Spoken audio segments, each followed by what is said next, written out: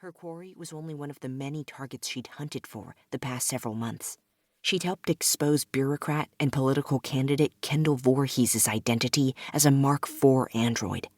Since then, Mars spent her nights hunting down other androids all over the city. She didn't hunt them because they were androids. Mars was a Mark VI android herself. They became her enemies because they served C.O.R.P.S.E. The sinister corporation had created her and Voorhees. In a way, it wasn't the androids' fault. C.O.R.P.S.E. had built and programmed them to fulfill certain tasks. Developing a tendency to question their orders was not part of their programming. It wasn't part of her programming, either. Someone had changed certain aspects of that coding.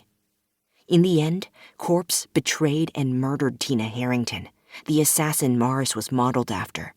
Without their knowledge, Tina had programmed her with the task to hunt down and destroy the people responsible for her death through justice or vengeance.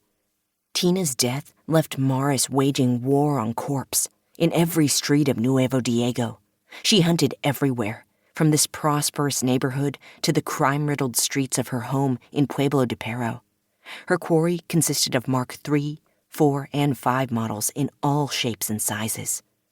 The Mark III was not smart and struggled to imitate human behavior, but it was frighteningly strong. The Mark IV was almost as powerful, but much smarter and more capable of imitating a human being. As for the Mark V, Mars hadn't had much experience with them yet. That would change tonight. These androids operated undetected and largely unsuspected among the people of Nuevo Diego. Hunting her kind had taught Mars to be careful. Her prey was stronger, faster, and more resilient than any human could ever be without extensive augmentation. The wolves in sheep's clothing had left their marks on her in battle. Not that anyone could see them. Thanks to her extraordinary recuperative powers, the sheath of flesh covering her metallic chassis was as free of scar or blemish as the day she'd awoken in the biocomp cradle. Some parts of her body didn't heal as easily. Some of the scars she'd received were gouges across her metallic skeleton. Mars could withstand a lot of physical damage. Still, bullets directed with mechanical precision or blades and bludgeons driven into her with inhuman force left a mark. Not all the attacks were physical. She'd sustained wounds across the network of systems comprising her inner self. Attempts to attack and disable her neural processors damaged her augmented mind and synthetic nervous system. These assaults sometimes left bad sectors behind, which forced her to partition them from the others. Mars had not been left unmarked through her trials, but she learned, adapted, and became more effective. She was already a far deadlier hunter than a few months ago. She grew more dangerous with every completed mission. A young couple occupied a patch of shadows ahead of her for a makeout session.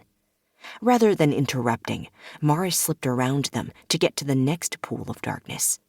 The couple focused on each other and paid her no notice.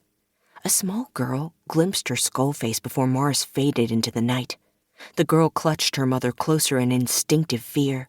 When she tried to get her mother's attention to tell her about the Death Lady, the woman was too focused on cheering for a passing float to hear the girl's concerns. The Foundation Day Parade was one of the year's biggest holidays in Nuevo Diego.